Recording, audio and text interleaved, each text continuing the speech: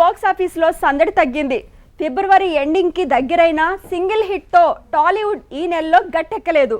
జనవరిలో హనుమాన్ అయినా కొంతవరకు టాలీవుడ్ సౌండ్ నార్త్ వరకు రీసౌండ్ చేసేలా చేసింది.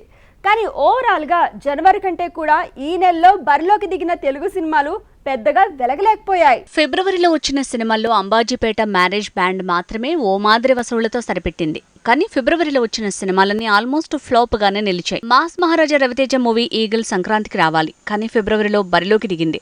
దుమ్ము దులిపేస్తుందనుకుంటే సోసోగా ఆడి సరిపెట్టింది. అచ్చంగా ఇలానే ఊరు పేరు భైరవ కోన కూడా విరూపాక్ష రేంజ్ లో ఆడుతుందనుకున్నారు.